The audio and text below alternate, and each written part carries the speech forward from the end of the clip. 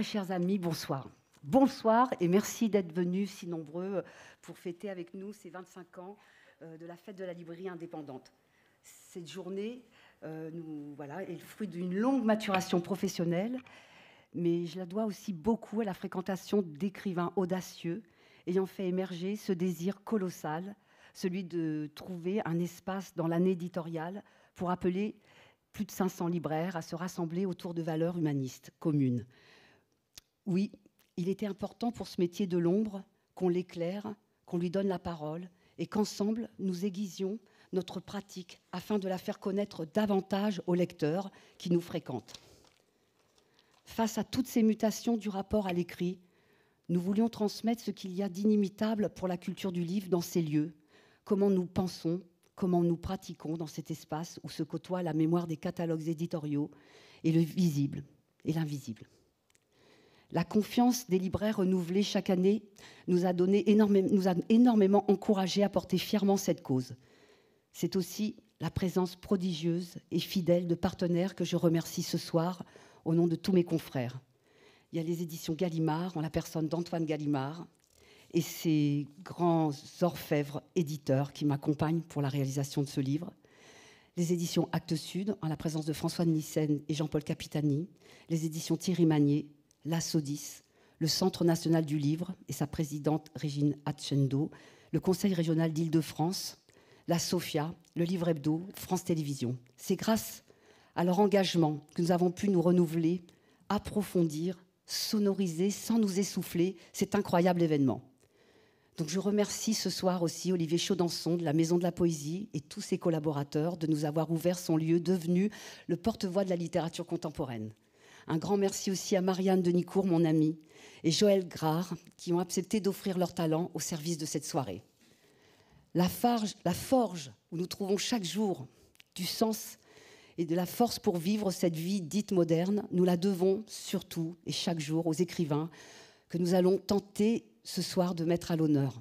Je les remercie de nous avoir rendus libres, de nous avoir fait de nous des gens nuancés, critiques, et de nous avoir soumis chaque jour à autant de questions.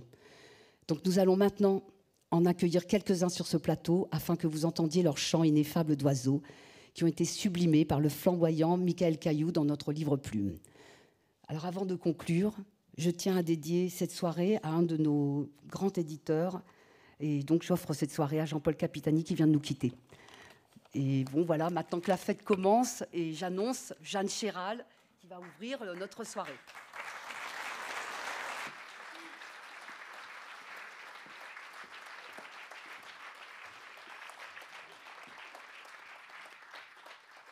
Bonsoir, merci Marie-Rose, merci beaucoup.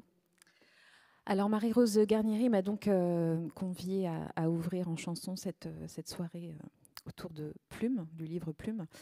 Et on s'est mis d'accord toutes les deux sur une chanson d'oiseau, entre guillemets, qu'on a choisie ensemble.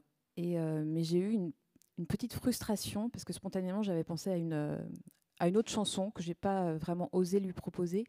Mais là, je ne sais pas, le fait qu'on soit ensemble, il y a une espèce de... Je me sens galvanisée, je me dis c'est le moment de vous proposer quelque chose d'autre. Donc peut-être, je commence par ma proposition, puis après, pour faire plaisir à Marie-Rose, je ferai sa chanson.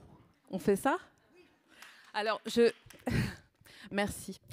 C'est un peu un joyau mal aimé de la chanson française, dont je ne vais jouer qu'un petit extrait.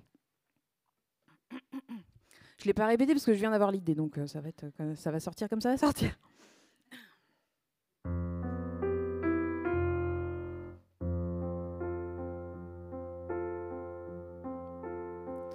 C'est la danse des canards qui, en sortant de la mare, se secouent le bas des reins et font coin-coin. Faites comme les petits canards qui, pour que tout le monde se marre, remuaient du popotin en faisant coin-coin. À présent, claquez du bec en mettant les plumes au sec. Pliez les genoux, c'est bien, et faites coin-coin. Ça y est, vous avez compris. Attention, c'est pas fini. Nous allons jusqu'au matin faire des coin-coin. J'aurais eu tort de pas la faire quand même. Hein,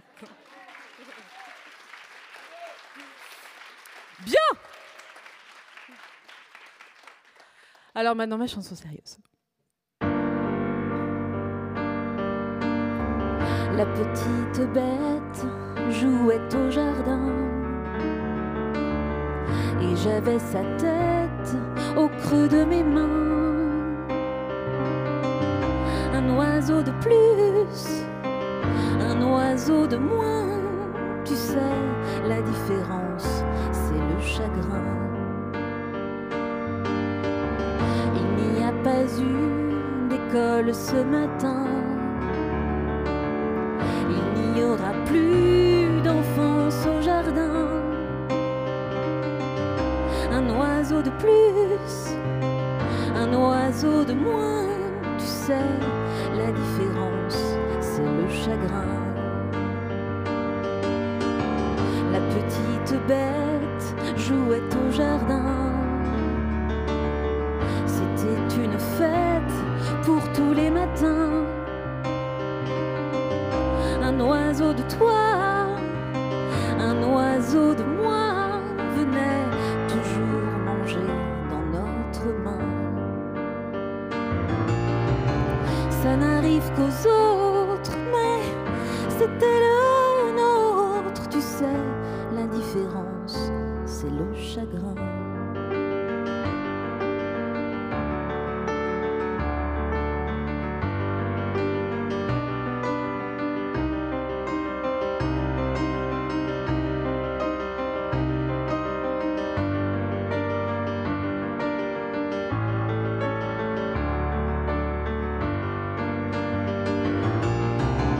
Ça n'arrive qu'aux autres, mais c'était le nôtre. Tu sais, la différence, c'est le chagrin. Merci, très bonne soirée. Cui, cui.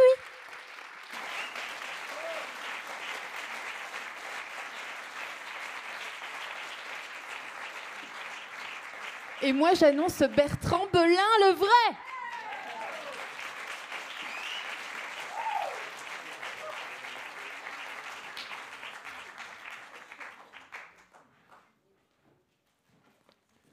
Bonsoir.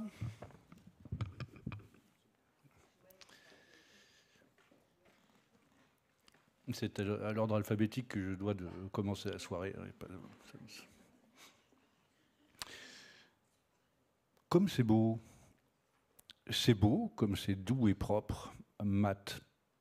Mais il y en a de brillants, et d'autres sont bleus. D'autres encore sont bruns et mat. Tacheté, moucheté, dégradé. Celui-là est gris et brun et marbré. Nougat. Il n'y en a qu'un, mais j'en aurais-il eu deux ou plus, ce n'aurait pas été un plus grand prodige. Il tient dans la main, mais il vaut mieux ne pas le toucher. Enfin, mettons que je le prenne en main malgré tout, on me verra m'immobiliser, le regard fixe. Je l'aurais pris dans les deux mains jointes, comme pour recueillir de l'eau et la porter à ma bouche.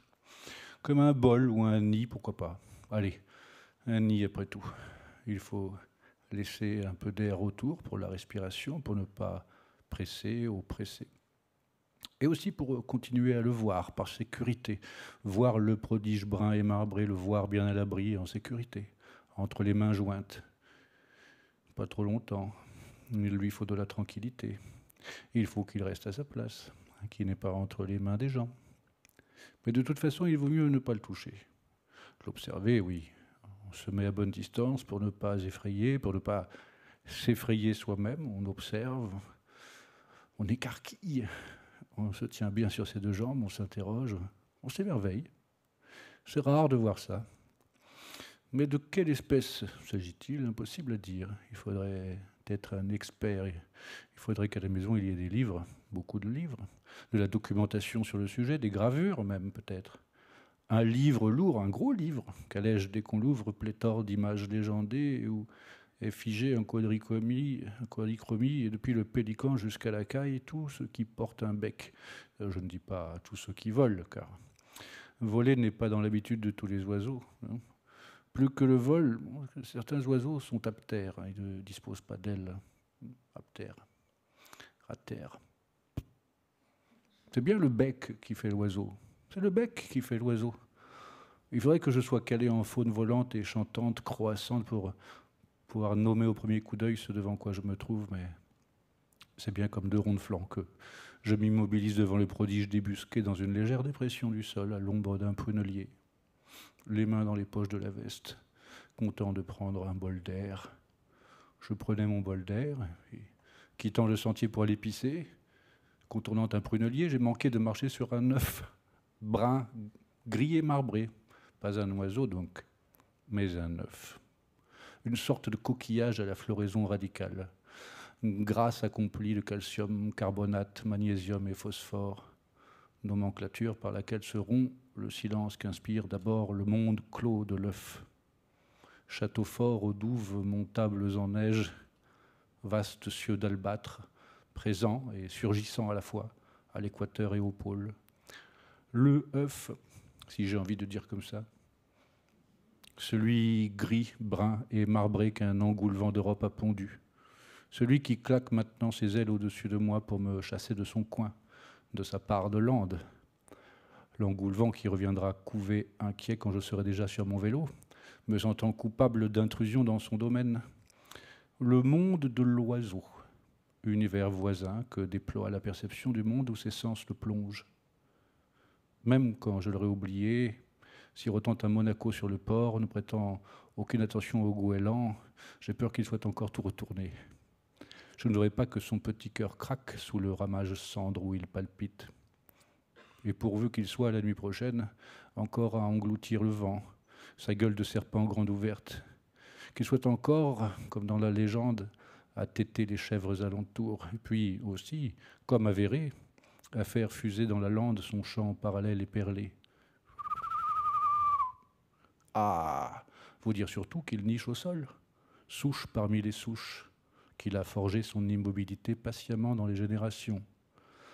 Il a saisi le privilège de l'inertie dans le cercle des proies, éprouvé qu'il pouvait tirer profit des jeux de contraste.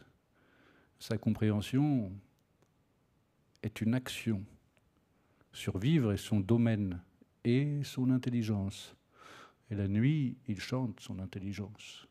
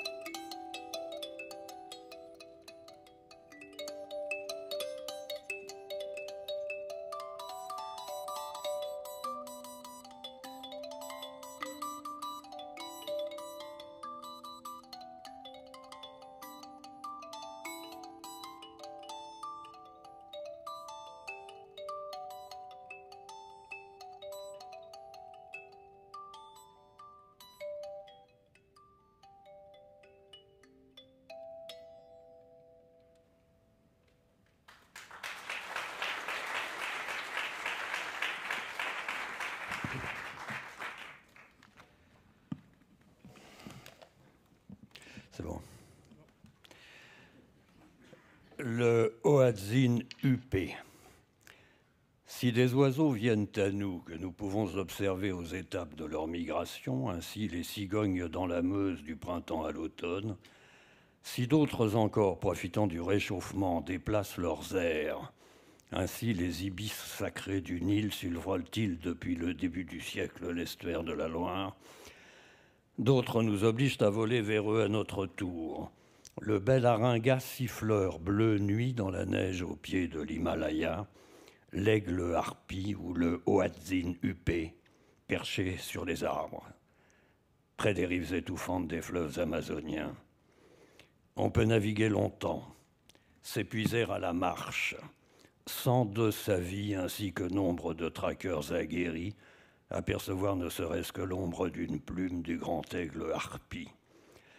C'est après toute une traversée bredouille du sot continent latino-américain qu'il m'avait été donné de voir enfin dans une réserve près de Guayaquil, fondre au sol, à la tombée du jour, 2 ailes éployées de plus de 2 mètres d'envergure, les serres ouvertes s'emparer d'une boule de couleur brune, effarée, singe ou rongeur, offerte à la délectation du monstre à plumes par un gardien qui peut-être n'en menait pas large lui non plus. Le Hadzin huppé est plus commun et moins vorace, végétarien même. Le volatile est sédentaire, mauvais voilier n'irait pas loin. Et s'il fond, mais le terme est excessif, s'il descend, c'est depuis sa branche vers les végétaux dont il se nourrit, immobile sur la berge marécageuse au pied de son arbre favori. Après s'en être approché sans bruit, à la pagaie en pirogue dans le labyrinthe ombreux des forêts inondées qui bordent le Tapajos ou l'Amazone au Brésil, le Marañón ou l'Ucayali au Pérou, ce qu'on observe est une énigme autant qu'un oiseau. Le Hoatzin huppé est un beau bestiau, 70 cm du bec à la queue. Au bout d'un long cou, une petite tête sans plumes, face bleu clair, granuleuse. Au milieu, l'œil rouge fixe au-dessus la huppe dressée. Il est une famille à lui seul et seul de son ordre, créée pour lui par les ornithologues après sa description au XIXe siècle. Solitaire dans son taxon et grégaire dans la vie, il n'est pas rare d'en surprendre 2 ou 3 à quelques arbres de distance.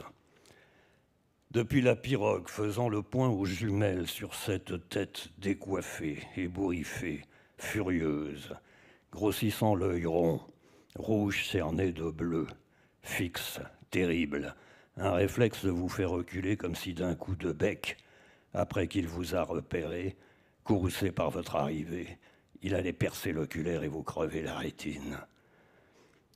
S'il est avéré que vous n'êtes pas un aigle harpie déguisé en pagayeur, la plupart du temps, il ne s'envole pas. Ouvre de larges ailes de feu pourpre, châtain clair et rousse, aux longues rémiches flamboyantes. Seul de son clade à descendre en ligne directe de l'Archéoptérix, ultime maillon, avec ses ancêtres dinosaures théropodes, oubliés par l'évolution, délaissé dans sa splendeur archaïque et flamboyante, il pousse des cris rauques et des grognements qui peuvent évoquer la toux expertorante d'un fumeur excédé. Davantage que ce raffut, sa protection est olfactive. Il est l'oiseau puant, rôtant comme une vache. Sa carapace invisible est une bulle nauséabonde.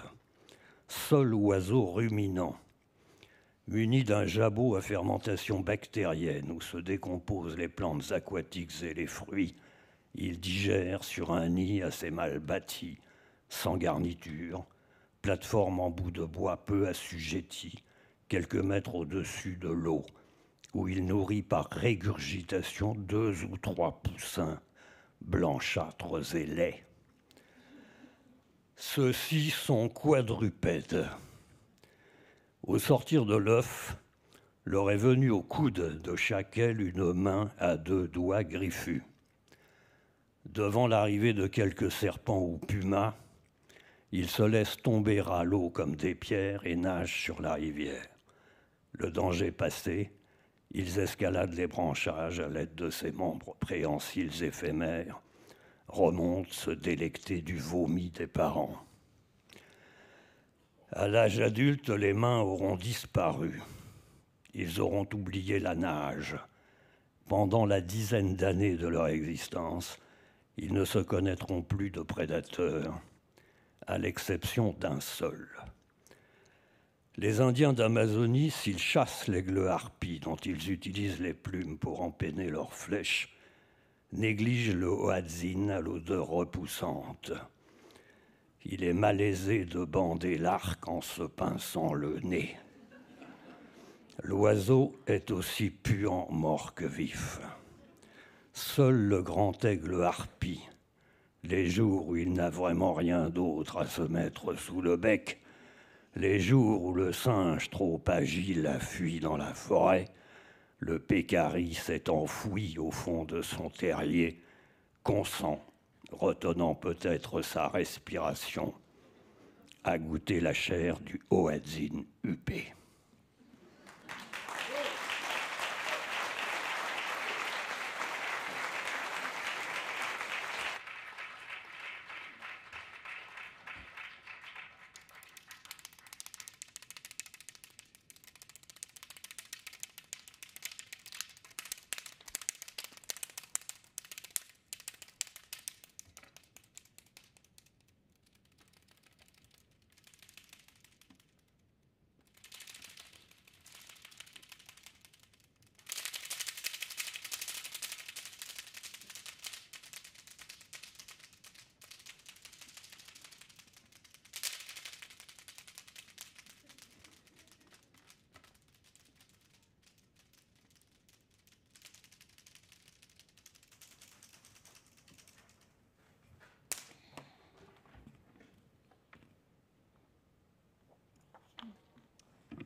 permettre de remonter un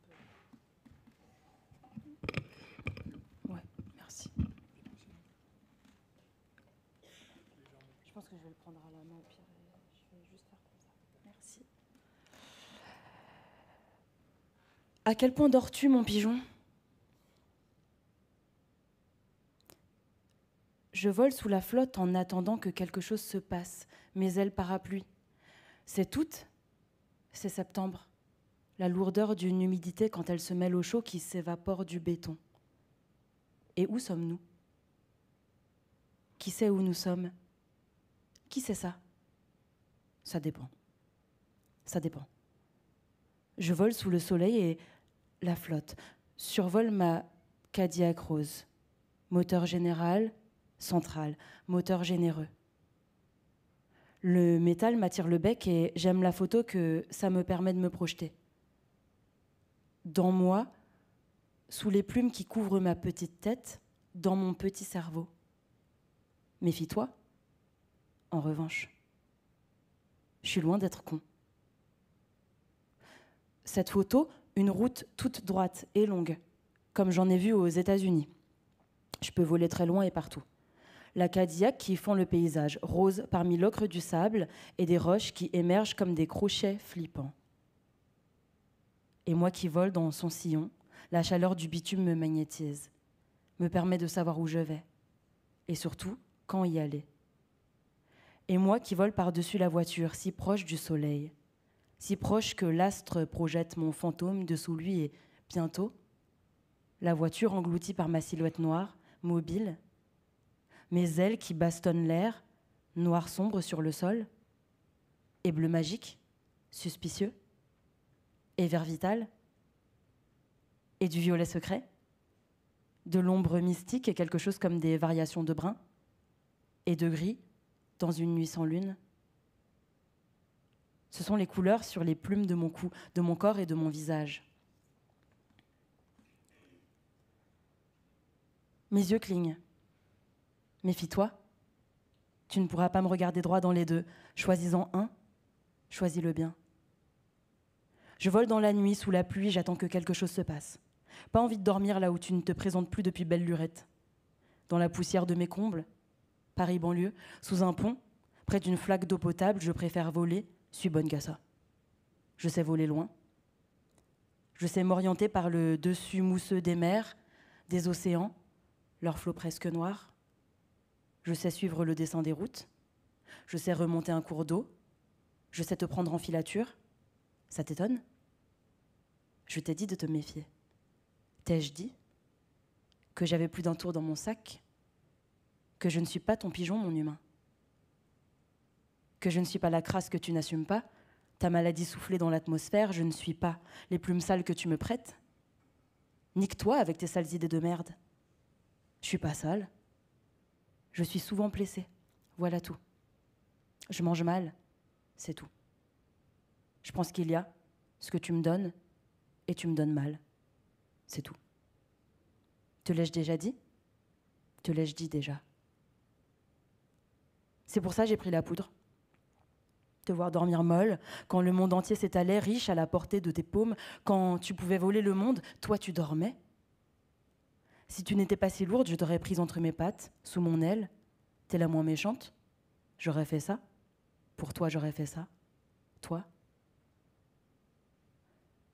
Je suis celle qui ramène le courant d'une rive à l'autre, d'un battement d'ailes.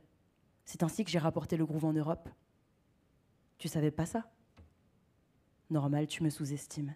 Et maintenant que je survole ta Cadillac du Maine qui ne crève plus d'ennui, ta voiture, ma voiture, ton pied, ma plume. Maintenant que j'engloutis la route, et toi sur la route de mon fantôme brun, les dessins de mes ailes, ma tête, mon cul, qui se déploie imprimé sur l'asphalte, parfois net, souvent troublé par les vaguelettes de chaleur qui donnent l'impression que je gigote alors que mes gestes sont précis. Je n'attends plus de savoir où aller. Pour une fois, c'est toi qui drive.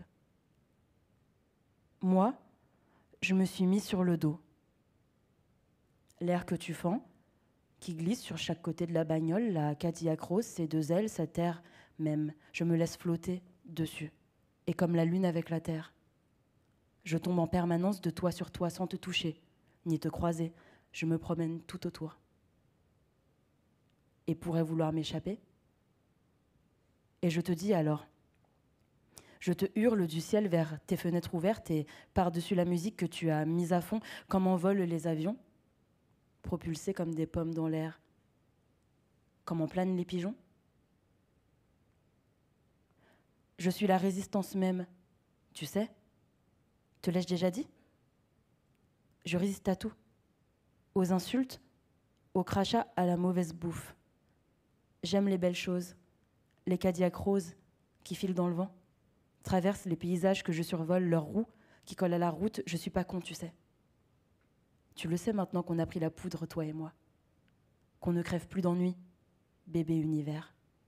Que c'est toi qui drive, sous le soleil et les lunes, trempé sous l'averse. Je sèche, je ne sais plus bien si c'est le jour, si c'est moi qui vole, si c'est toi qui roule, mais quelque chose se passe.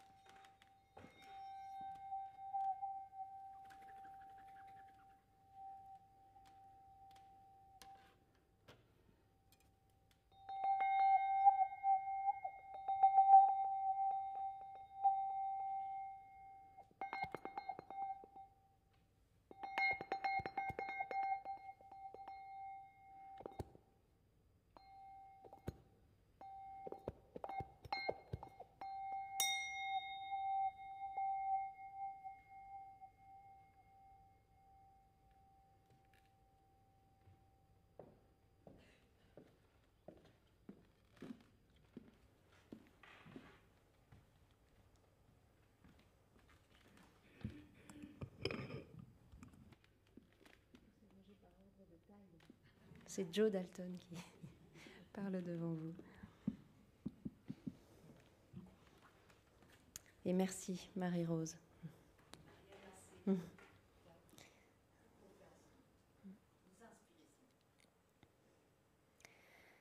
Je crois que c'est il y a à peu près 20 ans, et par exemple à Rome, que j'ai commencé à apercevoir des perroquets verts acides en ville. On aurait dit des enfants déguisés, déboulants, tapageurs, jouant à cache-cache dans les arbres du Janicule.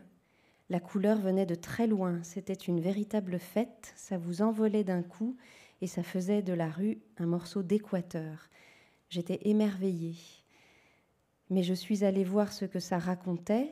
Alors les perruches moines, comme la conure veuve ou la perruche à collier, sont venues des zones tropicales d'Asie, d'Afrique, d'Amérique du Sud, et se sont multipliés dans les grandes villes et sur les terres agricoles d'Europe depuis les années 70, après l'ouverture accidentelle d'un conteneur en transit à Orly, ou une libération aux eaux de Bruxelles, ou les relâchés irresponsables de quelques propriétaires d'oiseaux. Et depuis, ces espèces exotiques envahissantes perturbent la faune locale. Avec leurs gros becs rouges, elles ruinent très vite un fruitier. Elles effraient les plus petits par leur couleur, par leur taille, par leur façon de voler en masse et par la stridence de leurs cris. Elles entrent en compétition avec d'autres oiseaux et avec des écureuils pour installer leurs nids, que l'on dit coloniaux, dans les trous d'arbres. Elles mangent même les œufs d'autres espèces, et c'est la guerre, Uccellaci contre Uccellini, parce que sédentaires, elles se sont installées pour ne plus bouger, d'autant que les gens les nourrissent et que les prédateurs sont rares en ville. On en compterait 5 000 en Île-de-France, 50 000 à Londres, 12 000 à Bruxelles. Les villes déplorent une pollution sonore, des pluies de fientes, une invasion, et certaines abattent en masse ce qu'on appelle les arbres dortoirs. C'était la première fois que je faisais cette drôle d'expérience, désormais si familière, de voir contester au-dedans de soi des plaisirs ou des émerveillements, comme quand il nous faut, sous une colline reverdie, reconnaître la montagne de déchets et l'oubli du crassier, ou que l'on doit se cabrer contre des tiédeurs en plein mois de février, sentir et se cabrer, et pourtant sentir et pourtant se cabrer. On est pris dans de véritables tenailles sensibles, on est contraint à protester contre ce que pourtant on trouve vivant, doux et chaud et beau. Et c'est l'ordinaire de nos expériences à l'ère du désastre climatique, où il n'y a pas une seule joie perceptuelle qui ne soit polluée ou menaçante. Et dans le cas des perruches, on dirait une petite vengeance de l'histoire naturelle. Les oiseaux volés à leur territoire pour être mis en cage ici ont pris la fuite et se sont réinventés un habitat. Voilà les colons colonisés, les encageurs encagés, les chercheurs d'exotisme pris au piège hyper coloré de leurs propres émois. Reste que toutes les espèces ont été un jour envahissantes, que la perruche ne domine pas plus les passereaux que la pie bavarde ou la tourterelle turque, et que c'est peut-être surtout dans leur territoire d'origine, notamment en Inde, que les conures ravagent les cultures. L'année dernière, la vie m'a offert un jardin à Rome, par miracle et à louage, pour y vivre quelques mois dans l'enceinte de la Villa Médicis, et j'y ai retrouvé chaque jour les perruches.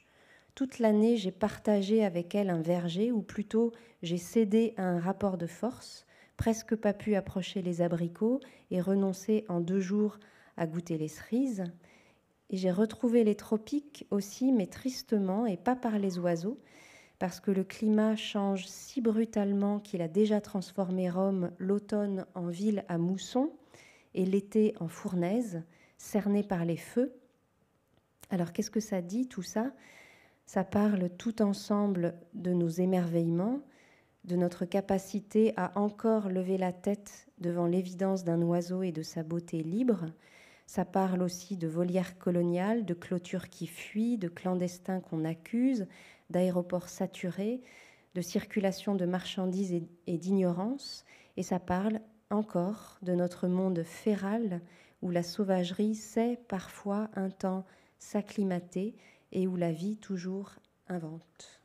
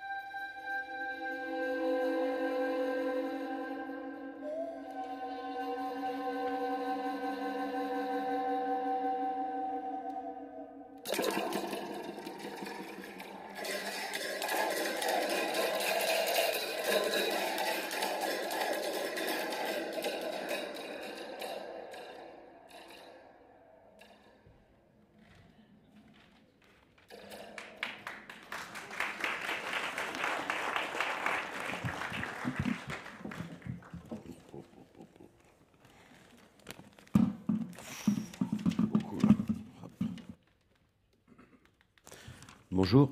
Alors, je vais vous lire un texte d'un auteur de chez Vertical qui actuellement est retenu. Enfin, il est retenu à Wuhan. Enfin, il est attaché culturel. Et donc, dans la République totalitaire de Chine, donc, il m'a demandé de lire son livre, son texte sur le coq. Je vais essayer, c'est très difficile à lire. Volatile, inapte au vol, le coq est d'abord un fiasco. Il ne sait pas décoller. Parce que pour cela, il est le totem de l'Hexagone. Le coq est aussi un palindrome imparfait, à l'image d'Allah d'ailleurs. Du coq au couac, il n'y a qu'un pas. La perfection, c'est le radar, le rotor, la mécanique, quoi. Loin de la chair, toujours la perfection. Bon, ok. Stats, sexe, Xanax, ça, c'est des palindromes parfaits. Ils sont légion. Le coq, lui, est un gag. Bec entouré d'un chewing-gum que l'on n'aimerait pas mâcher, coiffé d'un bob phrygien écarlate, torse bombé à la Aldo Macione et œil de poulpe, corps en demi-lune, marron or noir, faucille en guise de queue, patte en coton-tige, le tout posé sur un ergot surdimensionné, l'animal semble tout droit sorti d'un western spaghetti. Il n'y a pas plus cocasse.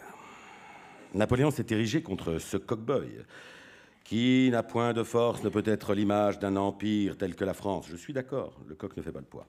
Comme l'hirondelle ne fait pas le printemps, surtout face à un revolver, lui aussi un palindrome fumeux. En plus, il est né d'une onomatopée, il n'a pas d'étymologie, pas de racine. Coquille vide, son nom vient de son cri. Déraciné, écorché, le coq aurait pu mal finir à la casserole, à la rue gothique, macro, sauvage et bling-bling, caïd ou cocaïnomane, oiseau de nuit. De la basse-cour au bas-fond, fou de baston, on connaît la chanson, mais non, il se lève à l'aube. Ses mœurs sont ordinaires. Que fait-il du reste de ses journées? Le cockpit, le cockpull? Non, il picore, le gus. On le dit mâle, alpha, soupe au lait, tétrapode, anti-queer, sportif, potelé. On le fait au vin, on l'a intronisé symbole de la Gaule, de la religion, de la nation. C'est trop pour notre zig. En plus d'être inachevé, il est inadapté au ciel. Ne parlons pas d'Éden. Un albatros inversé, cloué au sol. Il est l'égal de l'autruche, de l'émeu, du manchot, du dodo et du moa. C'est le moa qui est mort, surtout en Chine. Au passage, même si le poulet est un sous-coq, il mérite notre respect, ne serait-ce qu'en tant que nutriment ou martyr. Chaque année, en France, on compte 1 milliard de poulets ingurgités, un véritable génocide. 3 835 000 par jour, 45 par seconde, 1140 ailes et cuisses par minute, soit la viande la plus consommée de la nation qui affiche crânement son emblème, CQFD FCK. Dis-moi ce que tu manges, je te dirai qui tu es. Si l'Autriche a une politique... L'autruche, pas l'Autriche, mon Dieu. Paix à Thomas Bernard. Si l'autruche a une politique, le coq, lui, ne se raccroche qu'aux branches de l'expression du coq à l'âne. Étendard de l'incohérence, le coq ici me ressemble, enfin, selon mes ex. C'est pour ça, sans doute, que je dresse son portrait. Non, je n'ouvrirai pas ici de parenthèse sur l'âne. Peut-être une légère, comme un léger nuage de lait. Un âne de race coûte 555 €. L'achat d'un ânon, quant à lui, demande de sérieuses capacités d'éducation. C'est donc hors de ma portée. Revenons à nos moutons, c'est-à-dire en arrière. Le coq ne sait pas voler, ou il refuse. Le coq est terre à terre. Il chie sur Icare, comme Flaubert sur ses souvenirs. D'une hermétique fierté, ce tas de plumes refuse la civilisation. Snichant dans le fumier, au diable les conventions, adieu l'hygiène, le coq serait gauchiste en même temps conservateur. Il aborde la nuit, ne vit que pour le jour et l'aurore. C'est un diurne à cuire. Il est mon antithèse par excellence. Depuis l'an 1000, son effigie surplombe les églises. Maître des horloges et du réveil, grenouille de bénitier, il annoncerait, dixit le pape, l'aurore du salut par son chant qui protège le fidèle des ténèbres du péché. Ânerie. Sans foi ni loi, le bipède s'est rattaché à des causes antinomiques. Christianisme, monarchie, lumière, république, bisexualité, guerre. Le volatile est versatile. Cette girouette s'est retournée sa veste. Que ferait subir Ponge au coq? Sans doute une psychanalyse. Giono lui clamerait à chaque oiseau son chat. Pour être honnête, il faudrait revenir sur sa tête. Ce qu'il y a de plus fabuleux dans le coq, in fine, c'est sa crête. Elle ne sert à rien. Pas même un périscope, encore moins un rétroviseur ou une antenne. Elle n'est pas non plus halo, aura, couronne. Peut-être sert-elle à son équilibre mental. Elle fait visiblement office de pare-choc lors de combats avec ses semblables. Sur la crête réside l'ambiguïté du coq. Inutile et utile à la fois. By the way, qui s'intéresse au coq? Personne. Pas même les autres animaux. Le coq est l'angle mort du règne animal, la bête noire du sexologue. Mais de l'union de la poule et du coq naît pourtant la perfection, l'œuf, c'est-à-dire l'origine du monde. Une forme d'une pureté impeccable, chef-d'œuvre insurpassable du design, dixit Tournier. De l'ovale à l'ovule, en s'intéressant au coq, on en revient à la genèse, à la création, à l'homme-lette. Merci à lui. Je voulais juste, en tant que plumitif de chez Vertical, rajouter 2 mots. Juste un petit adage qui a circulé lors des manifestations depuis 2 mois par les personnels des métiers du livre et des libraires. La retraite à 20 ans, bouquiner, ça prend du temps. Et une autre petite moment comme ça, un peu plus sérieux et solidaire pour un défenseur des écosystèmes du vivant, qui s'est battu contre les mégabassines. Il s'appelle Serge Dutheil. Il est depuis 15 jours entre la vie et la mort. Tous les médias s'en foutent.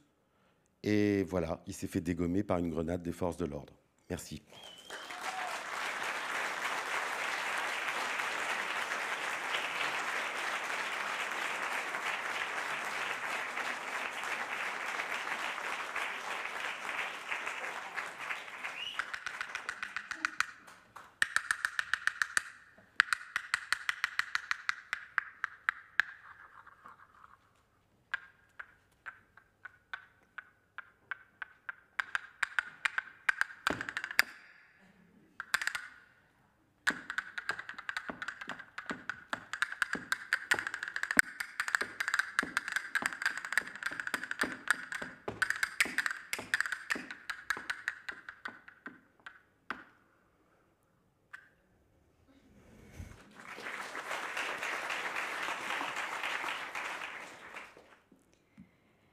Tu places son corps dodu dans ta main gauche, ventre à l'air, et d'un souffle l'ébouriffe.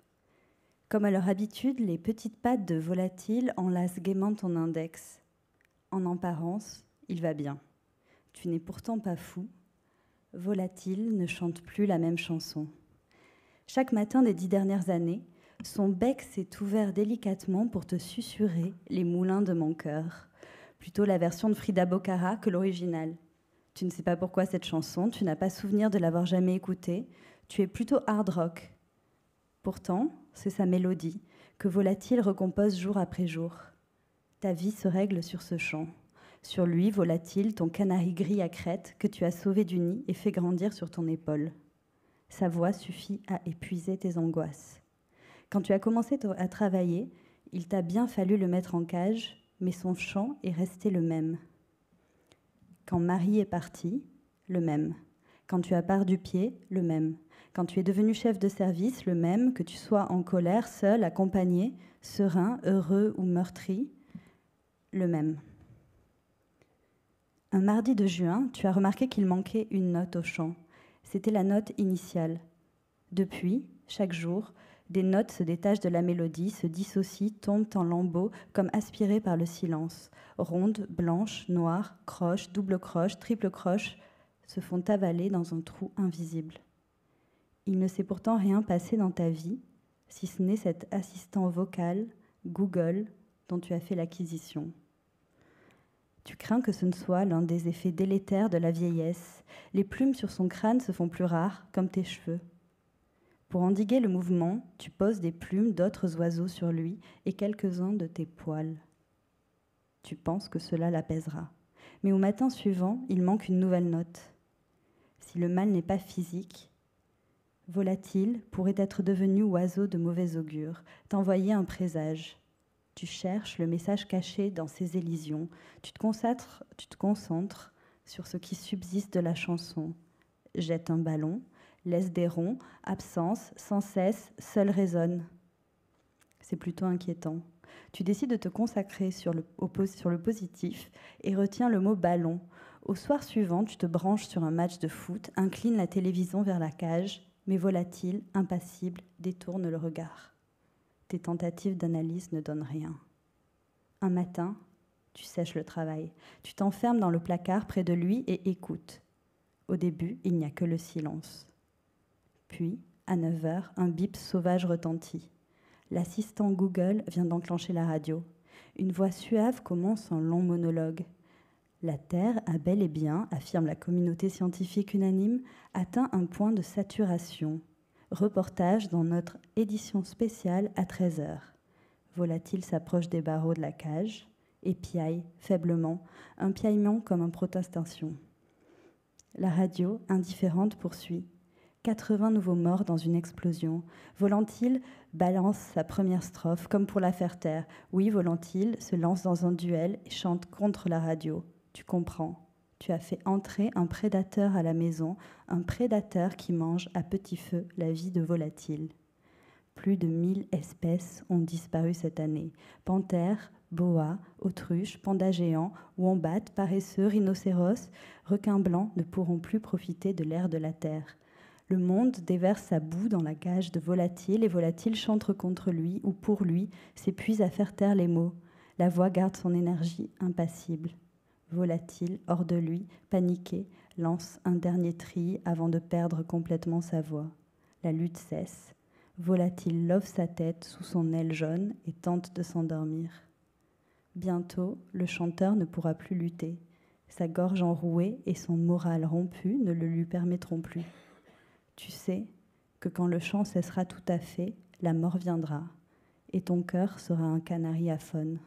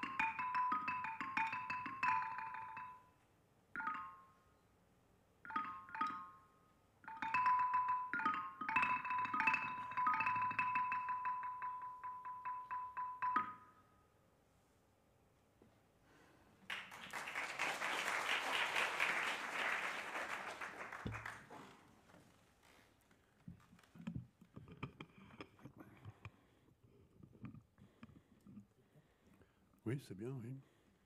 Ça a l'air d'aller, oui.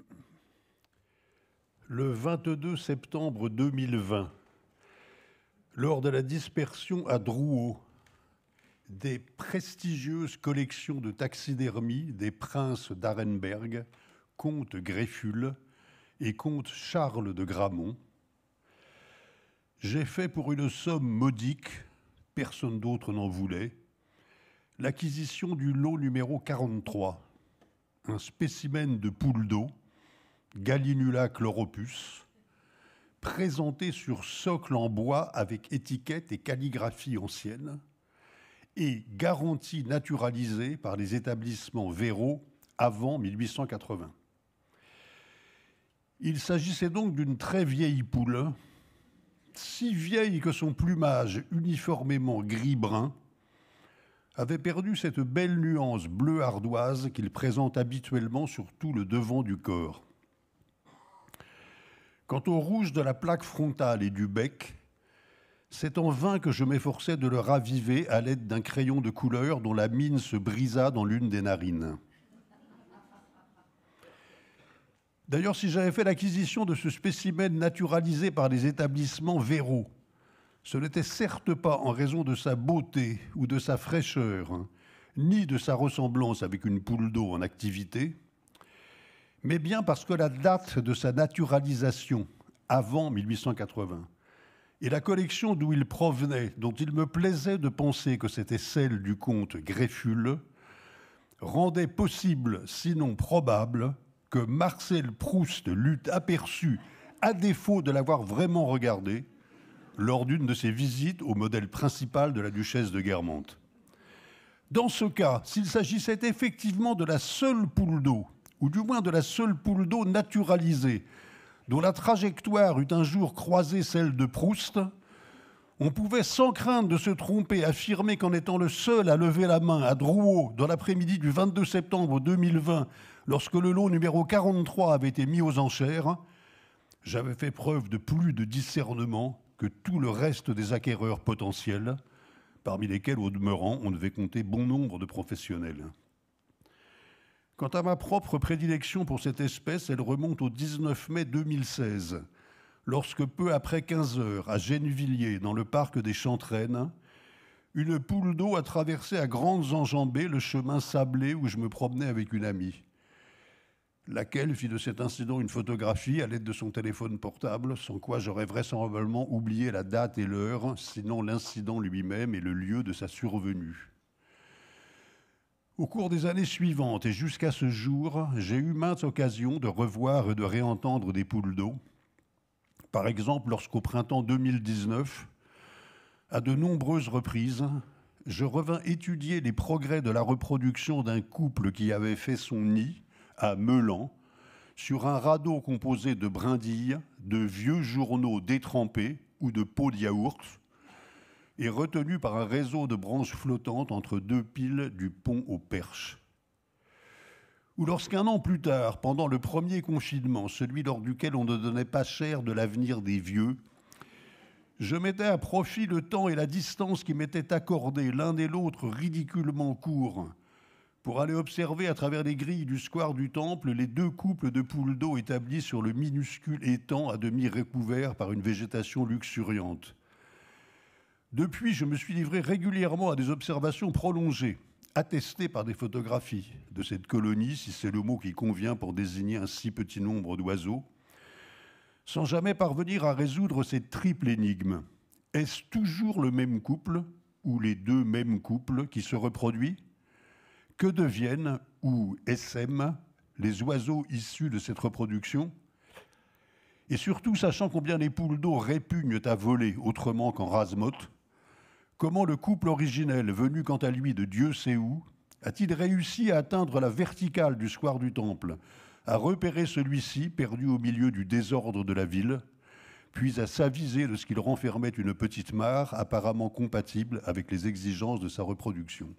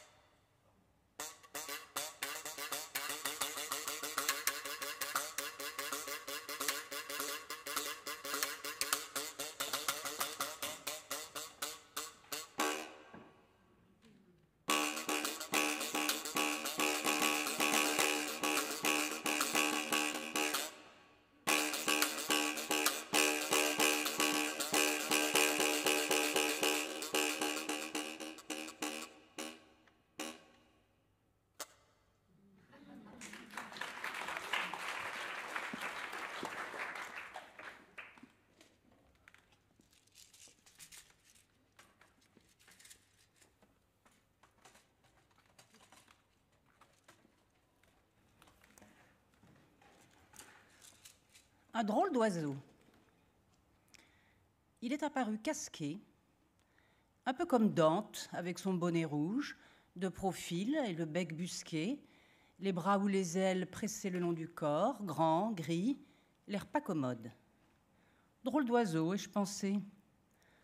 D'autant qu'il était au moins de ma taille, sinon un peu plus grand, tout à fait comme un homme. Il faut dire qu'une fois de plus, je me trouvais dans une situation absurde et assez misérable, seul, au milieu d'une sorte de désert formant cuvette, dans un no man's land poussiéreux, sans la moindre espérance d'une lune et encore moins d'un soleil à venir à l'horizon. Comment m'étais-je retrouvée là ? Je n'en avais plus le souvenir, mais je me disais qu'une fois encore, j'avais dû vouloir fuir quelque chose. Je me voyais très bien, par exemple, ouvrir soudain et brusquement la portière d'une voiture conduite par quelqu'un qui m'emmenait quelque part, désireuse de ne pas poursuivre ma route avec ce quelqu'un, et me retrouver seule au milieu d'un désert. Cela m'était déjà arrivé 100 fois. Rompre avec une situation qui ne me convenait pas, ou plus. Avant l'arrivée du drôle d'oiseau casqué, j'ai jeté un œil autour de moi pour voir s'il n'y avait pas, comme dans les pièces de Beckett, au moins un arbrisseau. Mais non, il n'y avait pas l'ombre d'un végétal, pas un chardon, vraiment rien. J'ai pensé que cette cuvette ressemblait à l'emplacement d'un lac vidé, voire d'une mer disparue. Dans ce genre d'endroit, pour autant qu'il y ait un genre pour les endroits, on trouve généralement des coquillages, des poissons, une sorte de corail défraîchi ou tout au moins des alluvions. Ici, rien de rien. Seul, à l'horizon, descendant tranquillement le bord incliné de la cuvette et venant manifestement vers moi, cet oiseau, d'un drôle de style, peut-être masqué comme un acteur antique, peut-être d'un autre monde, on ne sait toujours strictement rien des autres mondes possibles. Pas exactement menaçant, dirais-je, mais suffisamment bizarre pour que je me demande si nous aurions la possibilité de communiquer, si nous aurions un langage ou un succédané de langage commun nous permettant d'échanger. Sûrement pas, ai-je pensé. Ce personnage oiseau ne parle certainement pas ta langue et tu ne parles pas la sienne. Il se peut même que ses gestes, comme les tiens, ne disent pas ce que disent les gestes en général. Dans une situation plus tranquille, j'aurais profité du délai entre l'avancée de l'oiseau et son arrivée devant moi pour inventer un langage qui pourrait nous servir. J'avais toujours un tas d'idées pour inventer une langue commune, et c'était un des jeux solitaires auxquels je préférais m'adonner. Mais la condition de cette invention était d'avoir tout mon temps et d'être dans une situation confortable. Par ailleurs, j'avais un peu peur. Pas énormément. Je me disais que la situation ressemblait trop à un rêve, mais un peu. Comme il avançait, je distinguais bientôt son aume, percé de 2 ouvertures pour les yeux. Il était en fait beaucoup plus grand que moi, 2 mètres environ, et d'une grande allure. Néanmoins, je regrettais un peu d'avoir tant aimé les romans gothiques et les romans décadents du XIXe siècle, dont il pouvait très bien sortir. Je me suis demandé un instant s'il serait de bon ton d'exécuter une petite révérence à son approche. Mais, me suis-je dit, si c'est un tueur, par exemple, ce serait absurde. Le mieux était de rester dans ma posture habituelle, tranquille, le regard légèrement interrogateur et légèrement accueillant. Ce qui était drôle, c'était que son avancée fut si lente, alors que ses pas, me semblait-il, étaient d'une largeur habituelle. Je me dis très vite que je lui réciterai un poème. Et comme, par extraordinaire, un des rares poèmes que je connaissais par cœur était Les Pas de Paul Valéry, la coïncidence me fit rire. Je me demandais aussi s'il n'était pas un peu enfantin de réciter un poème à un drôle d'oiseau casqué qui vient à votre rencontre sur une terre désolée et qui est beaucoup plus grand que vous.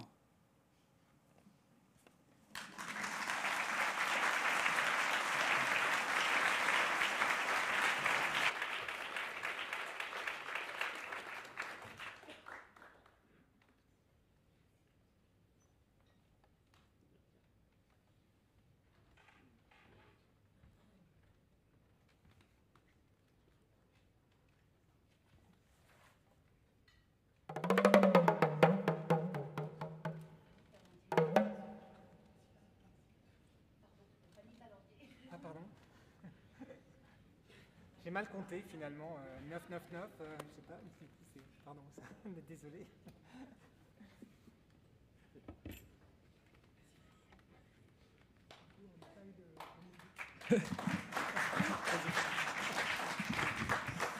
Merci. Donc pour conclure, c'est un oiseau du coin, le merle. Qui connaît Merlin et ses prophéties le sait. Tous les merles n'ont pas la même destinée à accomplir sur cette terre. j'ai entendu l'histoire qui va suivre d'un merle de ma connaissance, dans une ancienne cour de ferme d'une campagne devenue, au XXIe siècle, zone périurbaine. Les merles se moquent de ces dénominations. Ils aiment avant tout les hautes herbes et les haies. Dans cette cour, une épaisse glycine avait vu les parents de celui-ci construire un nid, où ils déposèrent 3 œufs. Leur chant résonnait tout le jour jusqu'au crépuscule. Pendant ce temps, les futures vies sourdaient dans les œufs. C'est ainsi qu'un soir de mai naquit mon merle. Les parents passaient tout le jour à rapporter des vers et des mouches pour nourrir la portée. Les petits grossissaient, ouvraient les yeux en plus du bec. Et mon merle, particulièrement, était curieux de tout, quoiqu'il fût encore trop jeune pour prendre son envol. Ce fut à cette période qu'on vit arriver les hirondelles dans la grange. Le soir venu, elles tournoyaient dans le ciel clair, en sifflant des histoires incroyables. Et mon merle tendait le cou pour les écouter. Au lieu de becquer goulûment, il demandait « D'où viennent ces folles chansons que sifflent les hirondelles ?»« D'Afrique, répondait sa mère, mange maintenant. »« Mais c'est où l'Afrique ?»« Loin, allez, finis ton insecte. » Moi aussi, pensait à part soi mon merle en picorant une larve, j'irai en Afrique et je reviendrai chargé d'histoires nouvelles. Il garda son projet secret jusqu'au jour où, aptes à chercher pitance par eux-mêmes, les merles de la portée eurent le droit de s'envoler. Alors mon merle s'éleva à tire-d'aile, sifflant à ses parents une trille rapide « Je pars pour l'Afrique, je reviendrai ». Et sa mère le regarda disparaître, sachant bien qu'il était inutile de le retenir. Elle le connaissait, son petit. Mon merle avait entendu que les hirondelles parlaient de descendre le fleuve, et ainsi fit-il. Il rejoignit la Loire, rencontra des gravelots et des grues, à qui il disait qu'il partait pour l'Afrique, qu'il n'avait guère le temps de s'arrêter. Certains de ces oiseaux connaissaient l'Afrique. Tous le trouvaient un peu zinzin. Il passa des cheminées nucléaires et des châteaux renaissants, des villes accrochées aux coteaux et des zones d'activité énormes. Il fit étape dans le bocage de Notre-Dame-des-Landes et sur le chantier naval de Saint-Nazaire. Il rencontra des goélands dédaigneux, des cormorans ricanants. Enfin, un jour, il arriva sur la grève. Le vent du large le saisit. « Mon Dieu, se dit-il, jamais je ne pourrai traverser. » La certitude était foudroyante. Il n'avait aucune idée d'où était l'Afrique. Les vagues mugissantes le terrifiaient. Il était tout seul. Septembre finissait. Il rebroussa chemin. Porté par le vent, il remonta le fleuve. Il se consolait d'avoir dû interrompre son voyage par l'idée de toutes les merveilles qu'il pourrait raconter aux siens. Il vola, retrouva le chemin de la zone périurbaine, puis de la cour de la ferme, sur laquelle il piqua joyeusement au crépuscule. Mais la glycine avait perdu les feuilles. Le nid était vide et dépenaillé. Nulle part il ne voyait ni son père, ni sa mère, ni ses frères. Les hirondelles n'étaient plus là. Seule une chouette le regarda avec ses yeux ronds. Tout l'hiver, mon merle pleura des notes en torrent. Chaque jour, picorant sans appétit, il chantait son voyage qu'il avait privé des siens. Pourquoi suis-je parti si loin ? Les paquebots, les châteaux, les centrales et les rives, qu'est-ce auprès de l'amour des miens ? La beauté de ce qu'il avait vu se mêlait au regret de sa solitude. Le gel n'eut pas raison de sa peine, mais le força à se ressaisir pour se mettre à l'abri. Puis, un matin de la mi-février, alors qu'il chantait sa ballade, il entendit une voix lui répondre.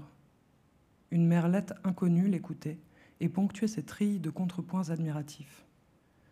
Elle était mouchetée de blanc. De tous ses voyages, il n'avait jamais vu un tel plumage. Elle voulait savoir qui chantait si bien.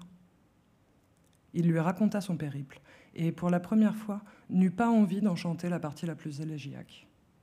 Il chanta les goélands, les grues, l'estuaire et le bocage, l'océan et le vent du large. C'est ainsi qu'ils s'aimèrent. Ils construisirent un nid, non loin de celui où mon merle avait vu le jour et désirait le vaste monde. Et tout ce printemps-là, leur chant à 2 voix enchanta la zone périurbaine des poésies du lointain rêvé.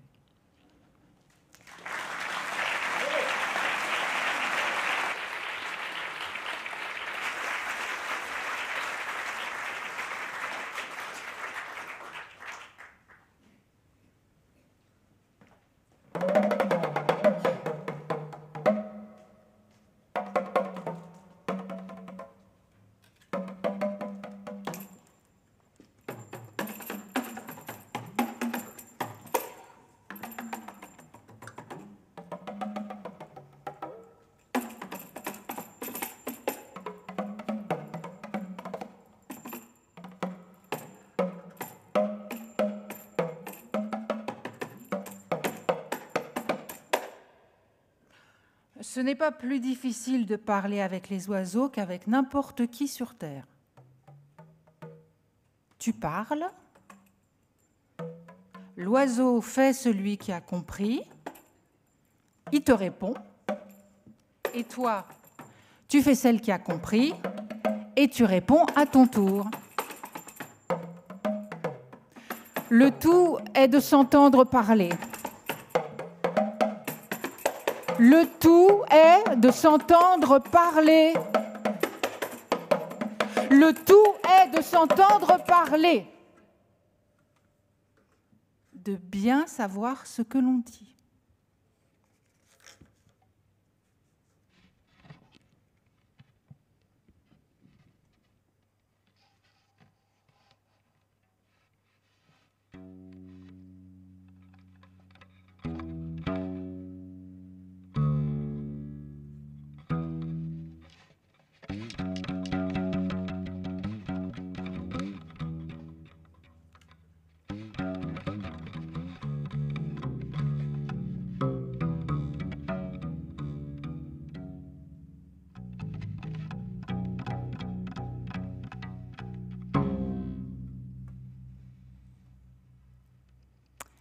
J'ai appris très tard à aimer les oiseaux.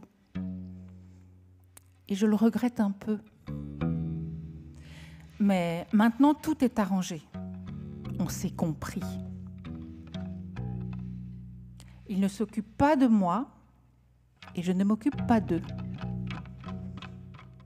Je les regarde, je les laisse faire. Tous les oiseaux font de leur mieux. Ils donnent l'exemple. Bon, pas l'exemple comme par exemple Monsieur Glacis, qui s'est remarquablement, courageusement conduit pendant la guerre. Ou l'exemple du petit Paul, qui était si pauvre et si beau, et tellement honnête avec ça, et qui est devenu plus tard Paul si riche et si vieux et si honorable et si affreux et si avare et si charitable et si pieux.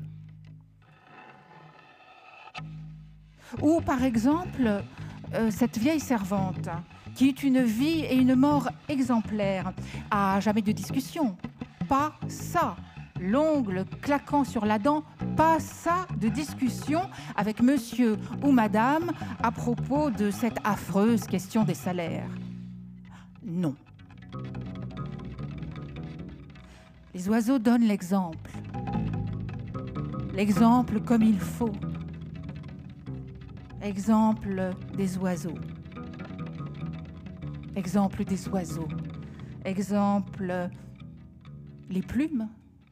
Les ailes, le vol des oiseaux. Exemple, le nid, les voyages et le chant des oiseaux. Exemple, la beauté des oiseaux. Exemple, le cœur des oiseaux, la lumière des oiseaux.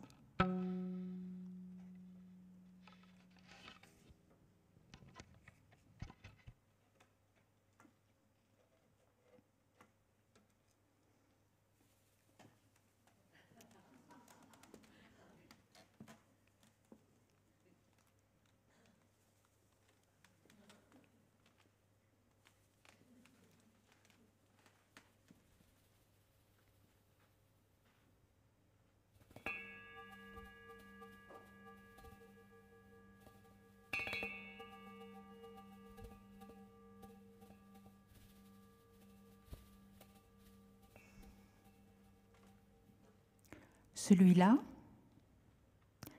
c'est dans le jour qu'il apparaît. Dans le jour le plus blanc. Oiseau.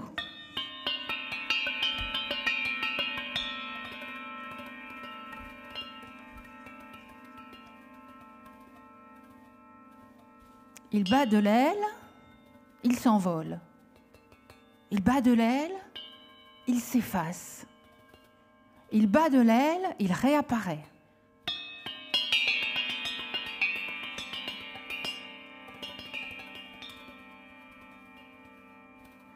Il se pose, et puis il n'est plus.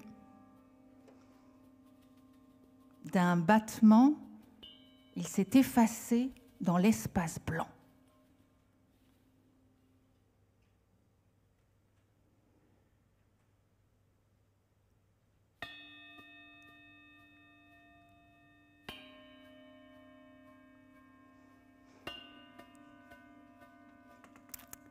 Tel est mon oiseau familier.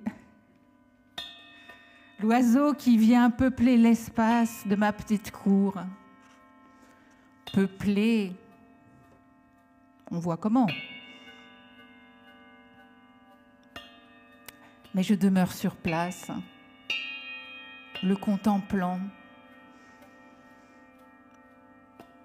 fasciné par son apparition, fasciné par sa disparition.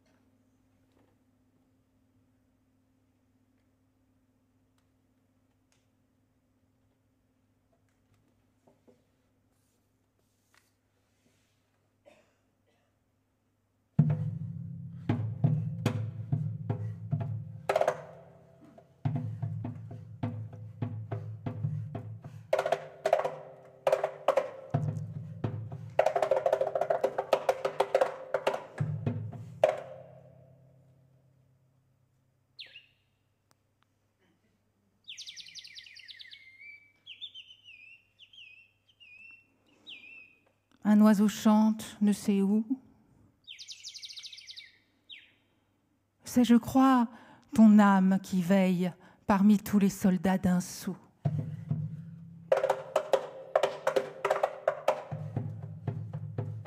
Et l'oiseau charme mon oreille. Écoute, il chante tendrement, je ne sais pas sur quelle branche. Et partout, il va me charmant, nuit et jour, semaine et dimanche.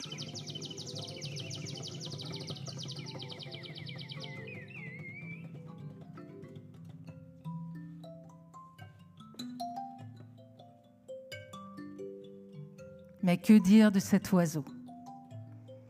Que dire des métamorphoses de l'âme en chant, dans l'arbrisseau, du cœur en ciel, du ciel en rose? L'oiseau des soldats, c'est l'amour. Et mon amour, c'est une fille. La rose est moins parfaite. Et pour moi, seul l'oiseau bleu s'égosille. Oiseau bleu, comme le cœur bleu de mon amour au cœur céleste.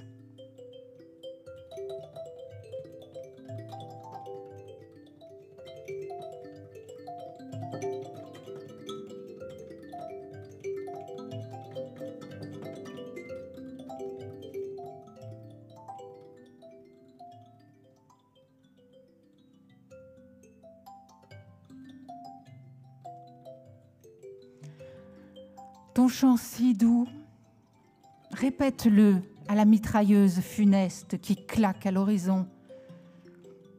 Et puis, sont-ce les astres que l'on sème? Ainsi vont les jours et les nuits, amour bleu comme est le cœur même.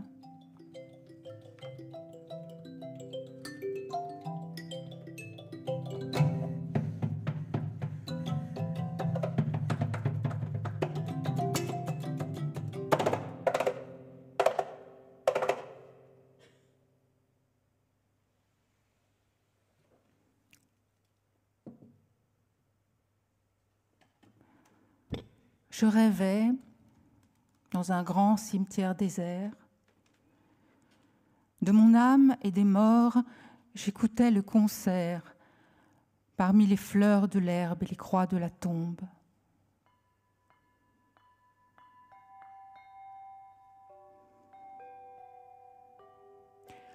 Dieu veut que ce qui naît sorte de ce qui tombe. Et l'ombre m'emplissait.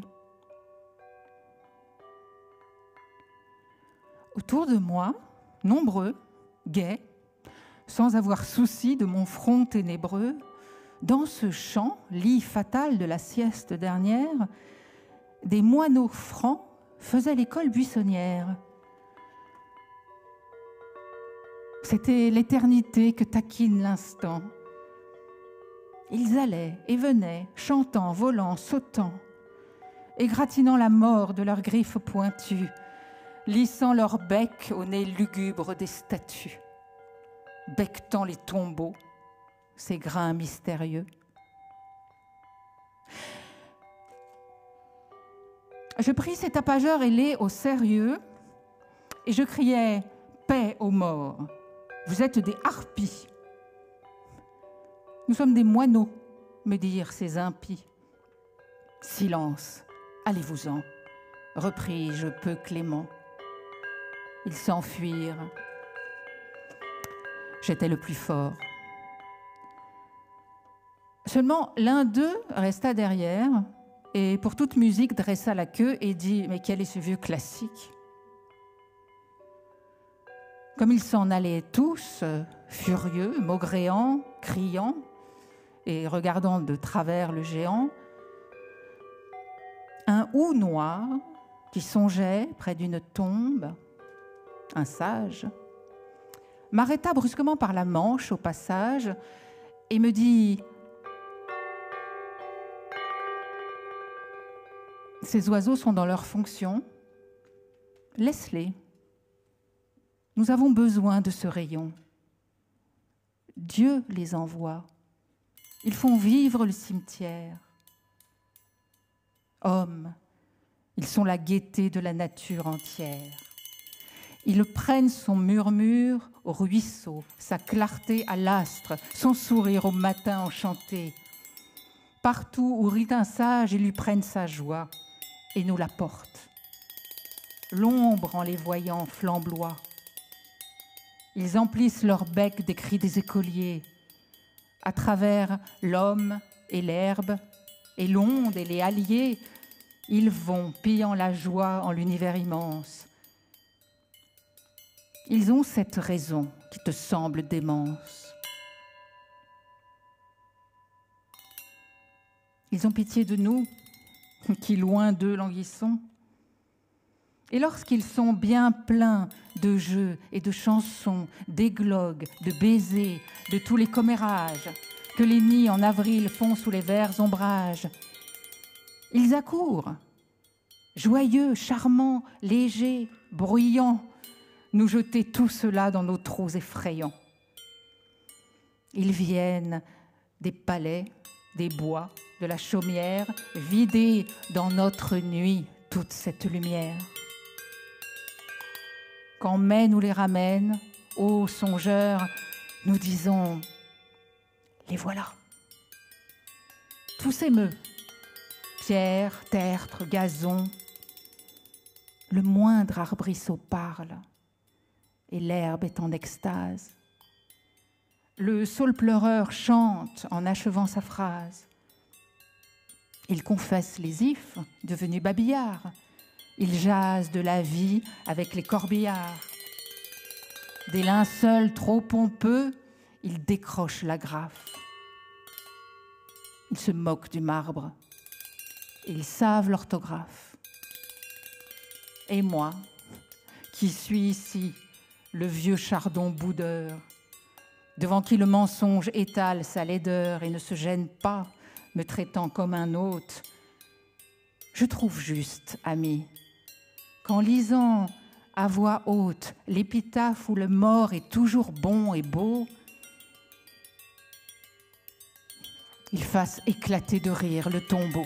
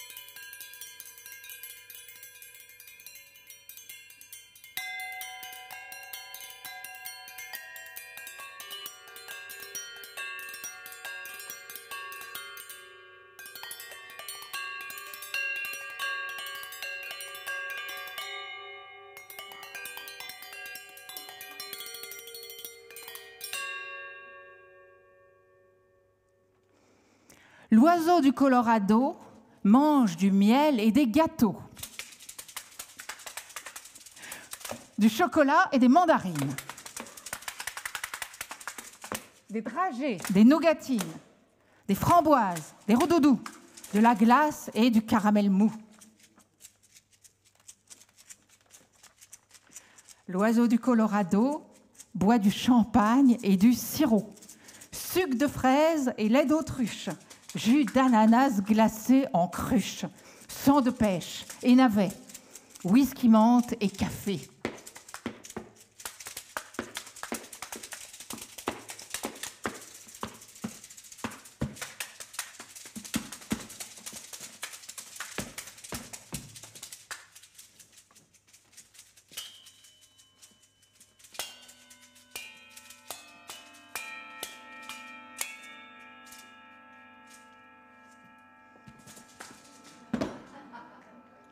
L'oiseau du Colorado, dans un grand lit, fait dodo.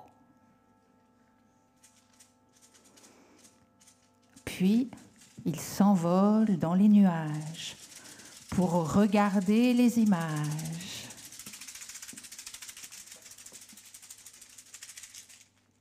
Et jouer un bon moment. Avec la pluie et le beau temps.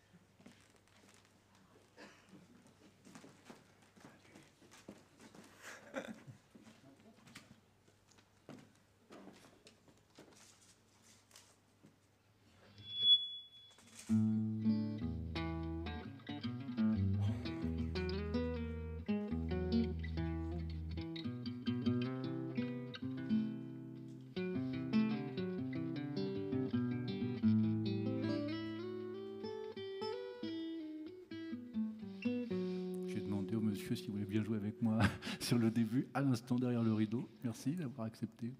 On va voir, c'est une question de...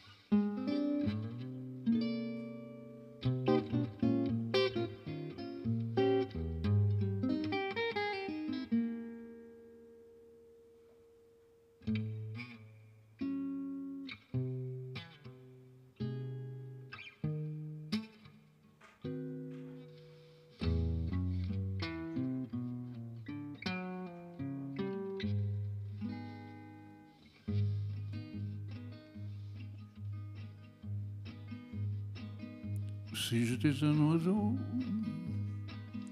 je survolerais les villes, je survolerais les campagnes, les parkings, d'autres parkings, les monuments,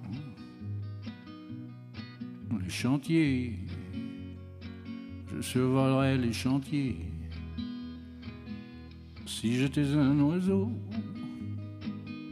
même tout petit, je survolerais le pays avec le vent, avec les nuages, avec les avions de chasse, les avions de chasse, les avions de ligne. Je survolerai les vignes, je mangerai les raisins, je tirerai les pépins le long des cours d'eau si j'étais un oiseau.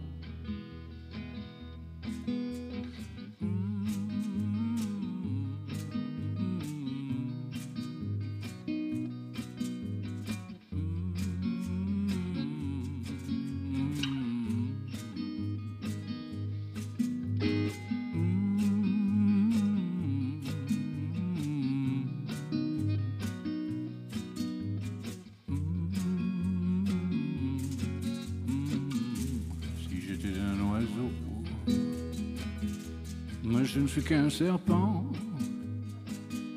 et ma vie est à terre, mon ventre est sur la pierre, et où je ferai ma tombe. Oh, je ne suis qu'un serpent, et de muse en mue, et de prairies en prairies, je perpétue mes hécatombes. D'ailleurs, je mange des œufs de colombe.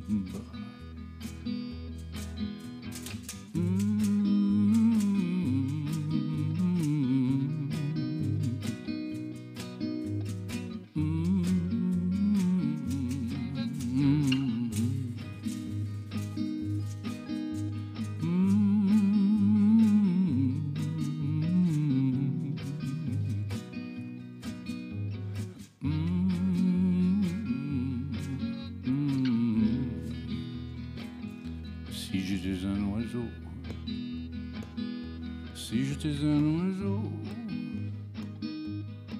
un merle par exemple,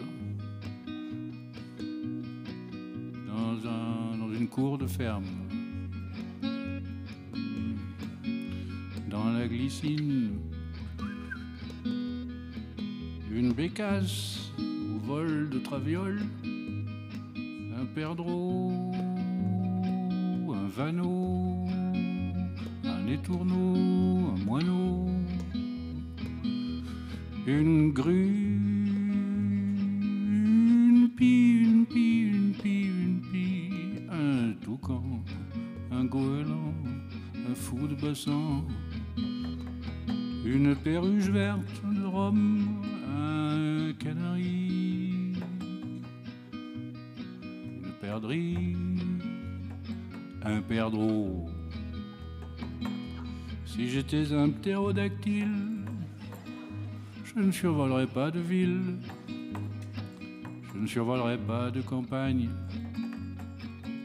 ni de parking. Si j'étais un ptérodactyle, je ne survolerais pas de vignes, ni avec les avions de chasse, ni avec les avions de ligne, non. Je survolerai les grandes forêts primaires, je survolerai les grands océans acides. Si j'étais un ptérodactyle, je survolerai les brontosaures, je survolerai les tyrannosaures. Oui, oui, oui, je les survolerai. Je survolerai les vélociraptors, je les survolerai avec plaisir et envie. Si j'étais un ptérodactyle, j'irais me poser sur une corniche, en haut d'une montagne fraîchement sortie de terre, et je regarderai le monde en train de se faire, et je me dirai...